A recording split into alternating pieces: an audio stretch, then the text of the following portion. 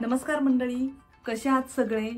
मी आहे पूनम. JLPT मराठीमध्ये तुम्हा सर्वांचं खूप स्वागत. ओके, तर दोन गोष्टी खूप महत्त्वाच्या आहेत. पहिली गोष्ट की आपल्याला भाषा येणं किती गरजेचं आहे, किती महत्त्वाचं आहे. आणि दुसरी गोष्ट काय की आलेली भाषा समजून दुसऱ्याला सांगणं किती गरजेचं आहे किंवा किती महत्त्वाचं आहे, हो की नाही? तर खास याच गोष्टींची पूर्तता करण्यासाठी JLPT मराठी खास तुमच्यासाठी घेऊन आलेला आहे जपानी भाषा, तीही मराठीमधून. आता तुम्हाला प्रश्न पडला असेल की का जपानी भाषा, हो की नाही?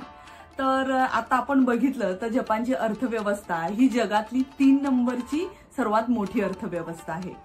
आणि दुसऱ्या गोष्टी, प्रगतशील देश आहे. आपल्या भारतामध्ये आता सध्या त्यांची गुंतवणूक खूप मोठ्या प्रमाणावर आहे. आणि एक साधं सिंपल कारण पण त्याचा अर्थ खूप मोठा आहे की जर तुमच्याकडे एखादी परकीय भाषा असेल आणि तुमचं स्पेशलायझेशन असेल तर तुमच्या हातामध्ये काय असते? दुधारी तलवार, हो की नाही?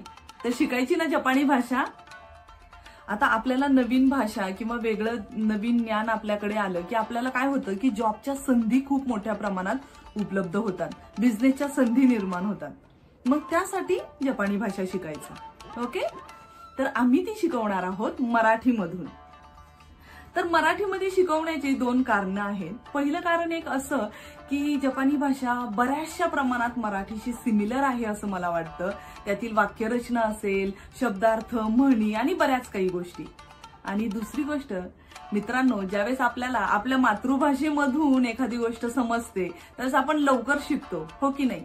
वेळ वाचतो. तर वाचवायचा ना वेळ मंडळी. आता कोणतीही गोष्ट शिकताना जर आपल्या 5ही इंद्रियांचा वापर झाला तर आपण ती गोष्ट अजून पटकन शिकू शकतो, हो की नाही? तर खास त्याच्यासाठीच आम्ही फक्त जपानी भाषाच तुम्हाला शिकवणार नाही, तर आम्ही तुम्हाला घडवणार आहोत जपान दर्शन. ओके, चला तर मग आमचा परिचय बघूया. नमस्कार, मी सई. मी पुण्यातून जपानी भाषेत BA आणि MA केलं आहे. त्याचबरोबर JLPTची N1 लेवलसुद्धा केली आहे.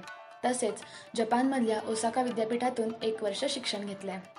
तर मंडळी, या चॅनलच्या माध्यमातून आम्ही घेऊन आलो आहोत तुमच्यासाठी जपानी भाषेचं ग्रामर, व्होकॅब्युलरी आणि तीही मराठी भाषेतून. तर मग आमच्यासोबत जपानी शिकायला तयार आहात ना? नमस्कार मित्रांनो, माझं नाव आदित्य. मी जपानी भाषेत BA केलं आहे आणि सध्या एका जपानी कंपनीमध्ये काम करतो आहे. थोडक्यात सांगायचं झालं तर मी जपानी भाषेत BA करत असताना 1 महिन्याच्या स्कॉलरशिपसाठी जपानला गेलो होतो आणि तिथे शिक्षण घेतलं आहे. मित्रांनो, अशा खूप साऱ्या संधी उपलब्ध आहेत. मी आपल्या YouTube चॅनलवरती आपल्यासाठी घेऊन आलो आहे जपान गव्हर्नमेंटच्या स्कॉलरशिप्स, जपानमध्ये उपलब्ध असलेल्या जॉबच्या संधी आणि जपानी कंपन्यांमध्ये उपलब्ध असलेल्या इंटर्नशिपची माहिती, तेही अगदी मोफत. त्यामुळे आमच्यासोबत कनेक्टेड राहा. धन्यवाद. नमस्कार, मी बिपिन. माझं JLPT N2 झालेलं आहे. मी जपानमध्ये ओसाकामध्ये एका जॅपनीज कंपनीत काम करतोय गेली काही वर्ष. As a profession me software engineer आहे आणि मला आशा आहे की तुम्हाला आमचा हा चॅनल खूप आवडेल आणि तुम्ही खूप एन्जॉय करत जॅपनीज शिकाल. धन्यवाद. नमस्कार, माझं नाव आहे पूनम. माझं जपानी भाषेमध्ये ग्रॅज्युएशन झालंय. JLPT N2 लेवल आहे आणि जपानच्या युनिव्हर्सिटीमधून मी 1 वर्षासाठी शिक्षणही घेतलंय. आता सध्या मी जपानमध्ये राहते आणि शनिवार रविवार इथल्या जापनीज मुलांना मी हिंदी शिकवते.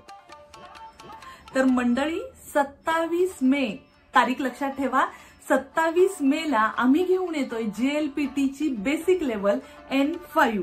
ओके, तुम्हाला फक्त तुमच्या वेळेमधील काही मिनिटं फक्त आम्हाला द्यायचे. तुमच्या वेळेनुसार तुम्ही देऊ शकता, कधीही देऊ शकता. तर शिकायला तयार आहात ना?